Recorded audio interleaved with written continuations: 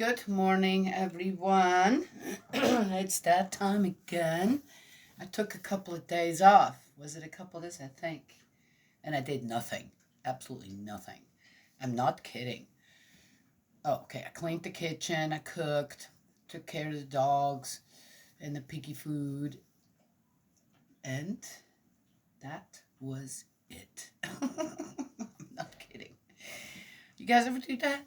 Just, world can wait for a couple of days, right? I think it's good for the soul. Just ah, do whatever you want, right?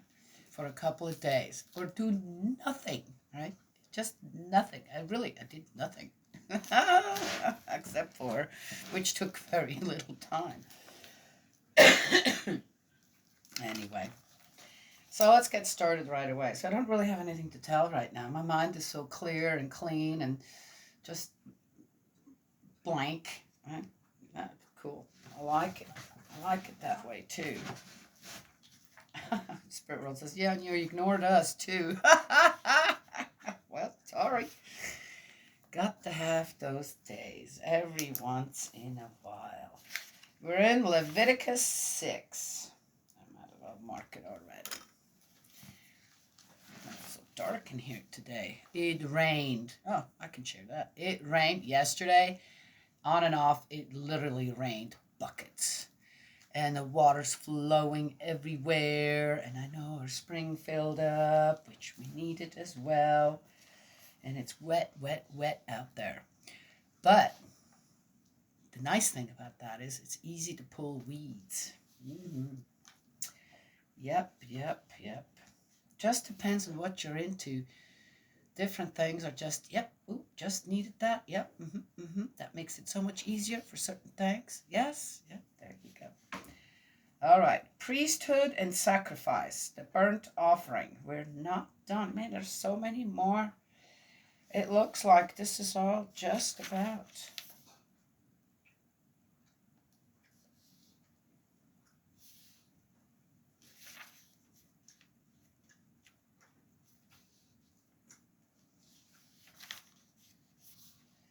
And it gets farther into, it goes into medicine too. There's one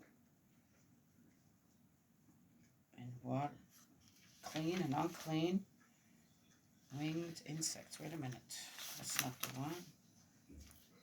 Goes into human skin diseases and other things.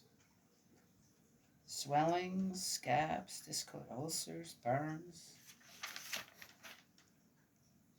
loss of hair. Wow. Ooh, it's going to get interesting. Ooh. Oh, interesting. This isn't interesting. Yeah, well, it was at the time, it was something that, again, how does one build a foundation of, okay, practice to be good? And what goes with it? Consequences when you're not.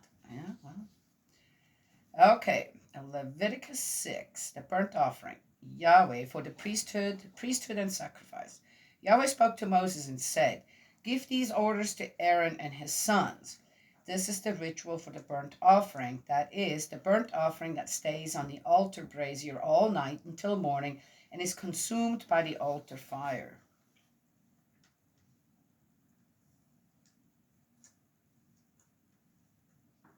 You know what? That reminds me of, oh, there you go.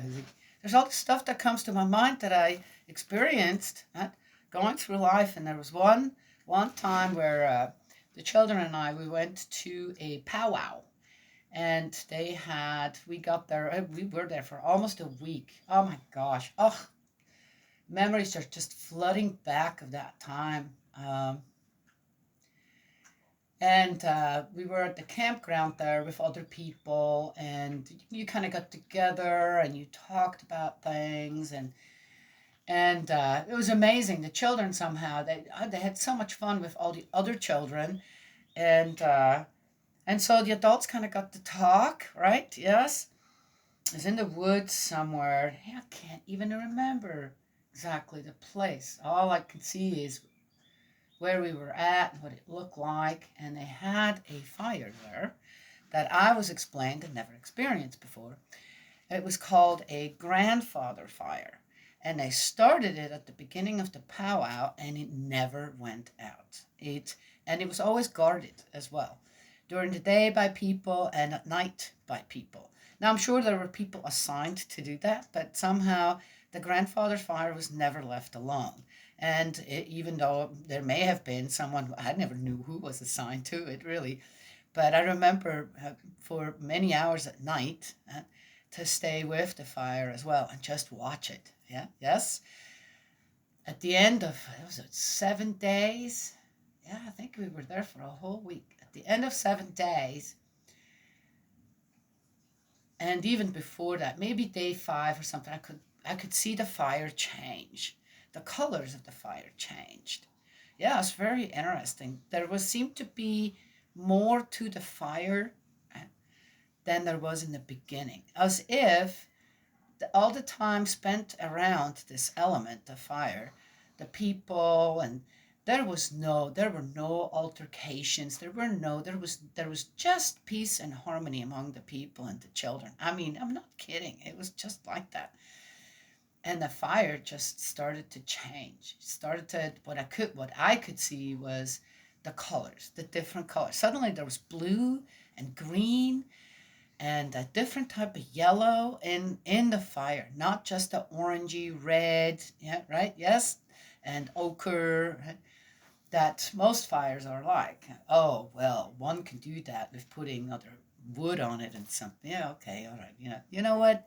People will always find some way to explain something, right? Yes, I believe that the fire became a part of the community, the grandfather fire, and uh, and it just it changed people as well. I feel like in such a short amount of time, the closeness that people suddenly started to feel, including me, who's really, man, I'm good with all people, just about, and but I don't really develop deeper kind of. It's not just not people come and go in your life, so be it. But this was a really special experience. At the end of the camp, uh, I went to this camp kind of broke. I really did. And I was really concerned, did I have enough money, gas money, to get back home? And somehow, I don't know, I did not communicate that to anyone. Suddenly, there was like this. It was the last day where someone came to me with a collection, said, we collected some money for you to get back home. And I'm going, what? How did this happen? Yeah. And I was so touched by that. Yeah. Yes. As I said, there were other things too that I saw that happened there with people. I just thought, wow, this was so beautiful. Yeah. The grandfather fire, and the grandfather fire was in the midst of it all. Everybody was kind of camped around it. Not too far off, not too close, of course. Yeah. Well, anyway, thought I shared that. The other thing too, I ended up not really going to watch a whole lot of the powwow ceremonies or this or that. One could hear it so well, and just kind of stayed there. Ah, interesting. Yeah, okay. I did see some. That was the magical, spiritual experience that I had in that place. So here, for the until morning, keep the fire going till morning. That came to my mind. The priest will put on his linen tunic and put his linen drawers on to cover himself. He will then remove the fatty ashes of the burnt offering consumed by the altar fire and put them at the side of the altar. He will then take off his clothes, put on others, and carry the ashes to a clean place outside the camp. Now, the fire on the altar that consumes the burnt offering must not be allowed to go out. Every morning the priest will make it up with wood, arranging the burnt offering on it and burning the fat from the communion sacrifices. The fire must always be burning on the altar. It must never go out. Well, there you go.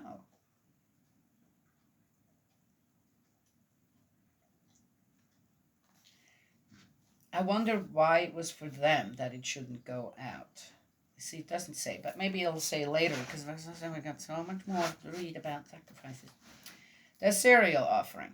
This is the ritual for the cereal offering. One of the descendants of Aaron will bring it into Yahweh's presence in front of the altar. Will take a handful of the wheaten flour with the oil and all the incense which have been added to it, and burn the memorial on the altar as a smell pleasing to Yahweh. And Aaron and his sons will eat the remainder in the form of unleavened loaves. They will eat it inside the holy place in the court of the tent of meeting. The portion I give them of the food burnt for me must not be baked with leaven. It is especially holy, like the sacrifice for sin and the sacrifice of reparation. All male descendants of Aaron are entitled to eat this portion of the food burnt for Yahweh.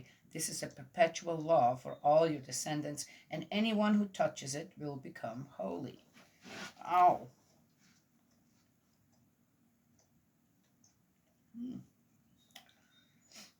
Interesting. The sharing of the bread, in a way, first it is just reserved for the priests and stuff to strengthen their resolve.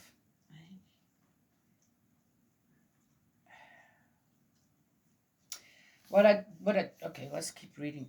Well, I better say it now. What I do know is that this wasn't just, right, for God to just, okay, these are my people, now we got the rules, now follow the rules and do all this, God all throughout the Old Testament was preparing for what? Can you guys think of it? What was he preparing the people for? Right? Yes? One then also to yep, okay. Anybody who's part of this, right? I'll just say exactly.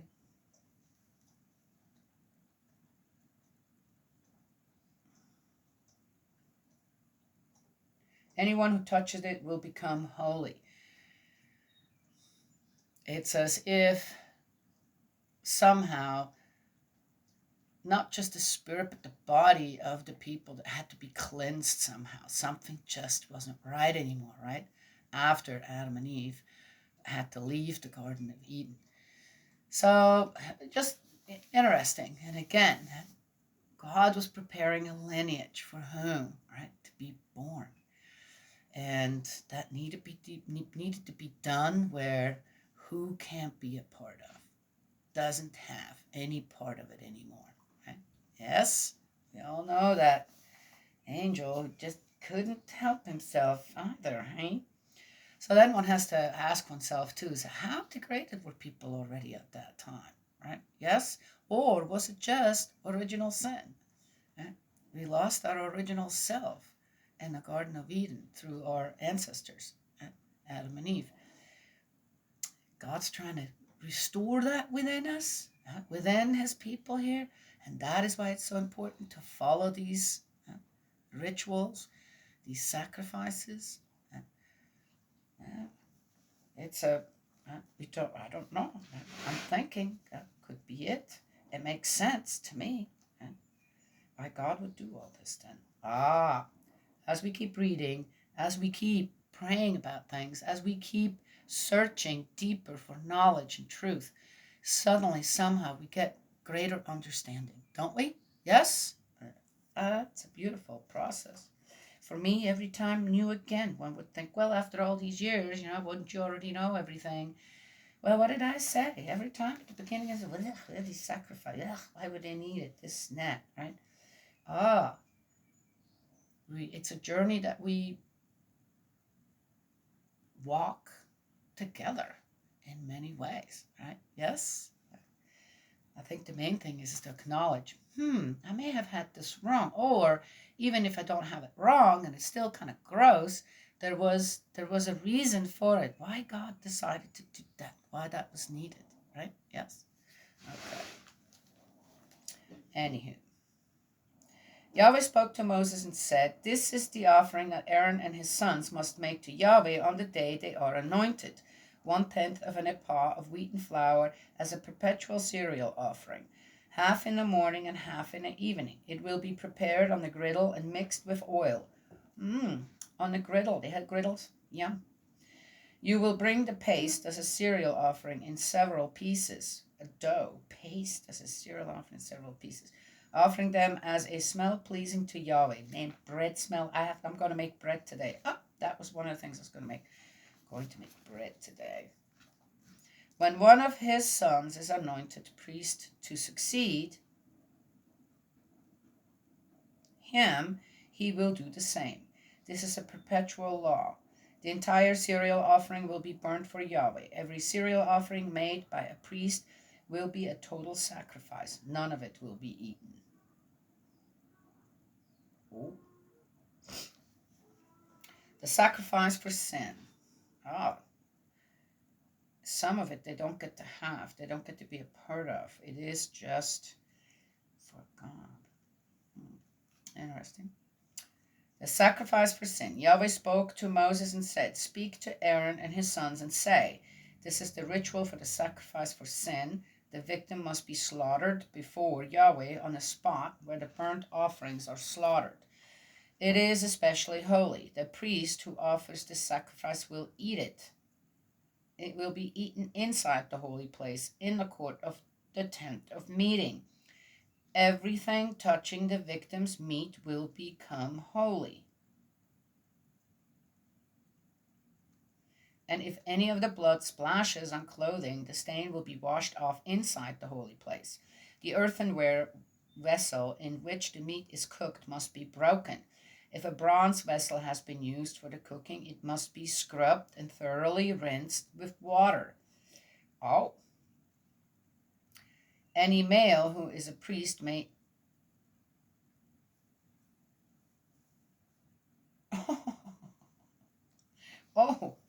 Wait a second. Any male who is a priest may eat the sacrifice. That's interesting that they specifically mention only men. Are there any female priests?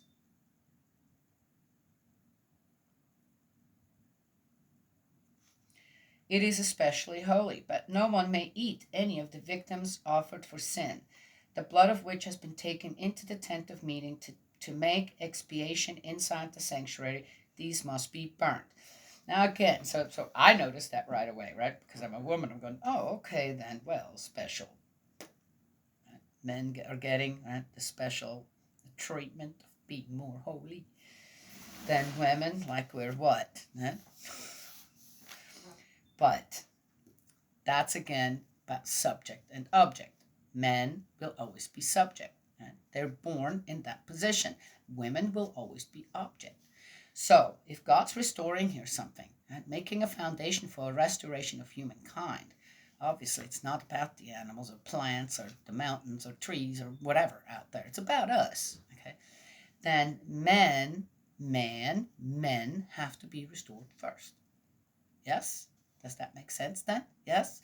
That goes against the grain for some who feel like, if you're that insecure in your own role as either a man or a woman, then just keep learning, right? Yes? There shouldn't be this kind of, these kind of insecurities or jealousy or, because, what, so men are more important? I sure do hope so. Because they're also way more responsible for certain things that are going on out there in the principles of love. Yes? Yeah?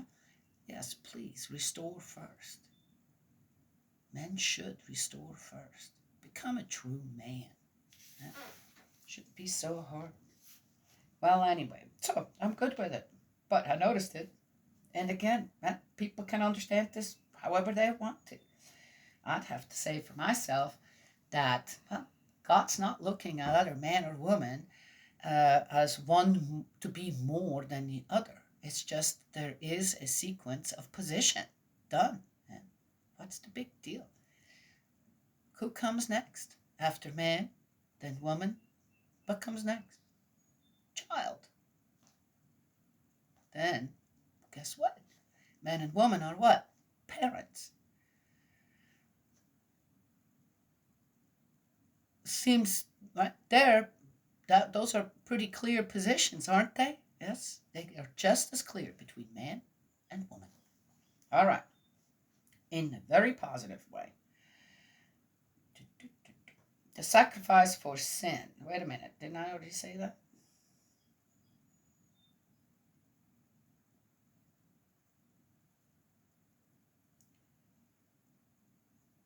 No, wait. Where am I here?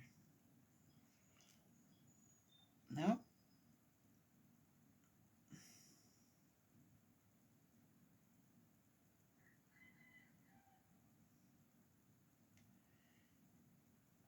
The sacrifice for sin. Yahweh spoke to Moses and said, Speak to Aaron and his sons and say, This is the ritual for the sacrifice for sin. The victim must be slaughtered before Yahweh.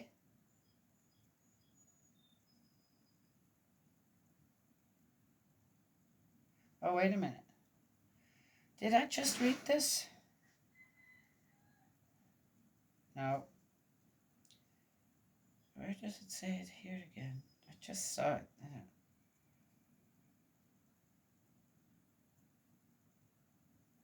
Okay. This is the ritual for the sacrifice for sin. The victim must be slaughtered before Yahweh on the spot where the burnt offerings are slaughtered. It is especially holy. The priest who offers the sacrifice will eat it. It will be eaten inside the holy place in the court of the tent of meeting. Oh, no, wait a minute. I just did read this. Oh, we're already done?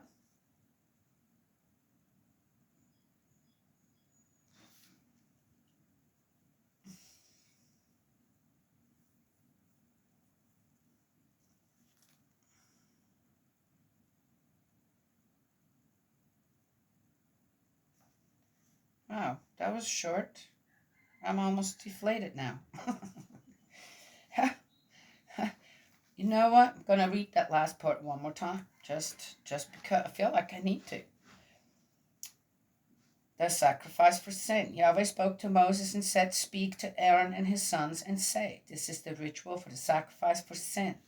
The victim must be slaughtered before Yahweh on the spot where the burnt offerings are slaughtered. It is especially holy. The priest who offers the sacrifice will eat it. It will be eaten inside the holy place in the court of tent of meeting. Everything touching the victim's meat will become holy, and if any of the blood splashes on clothing, the stain will be washed off inside the holy place. The earthenware vessel in which the meat is cooked must be broken. If a bronze vessel has been used for the cooking, it must be scrubbed and thoroughly rinsed with water.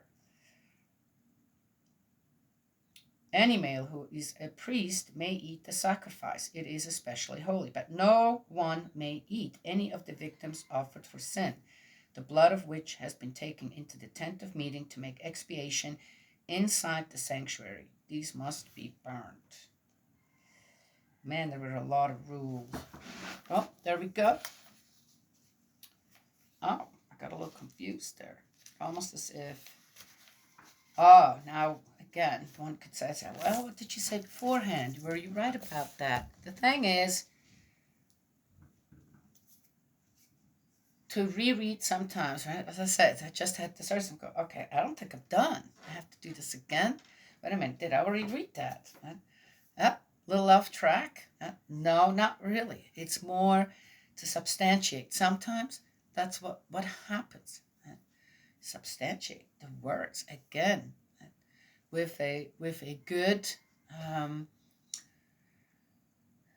with an epiphany that you may have had, right? Yes, it kind of then deepens the understanding as well. One says, I've heard say before that if you don't want to forget something, you say it 7 times, right? Yes, and you won't forget. If you really want to remember something, right, then you say it 3 times. Right? You repeat it 3 times. Right? To get greater understanding of it. And I think it's oftentimes that, what if you had to read everything 3 times? It doesn't matter what. And I think that would be a good exercise for people when reading a post, right? and then reading the comments, to do that 3 times so that you get the proper understanding, trying to understand the person who posted it. Okay, how is that really actually meant? And then in the comments as well, when you read or get a comment back to something you said, read it again, read it again, read it so that you kind of connect to the person who's making the comment, right? Yes? There is a change happens on how you, right, again, reflect before you react, right? And many things, I think, would come out a little bit different, right?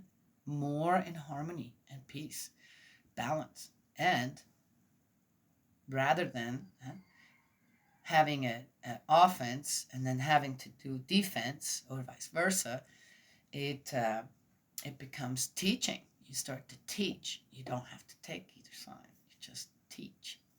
Yes? Well, people need all them teachings out there. I don't know. How well are you doing? Yes? Okay.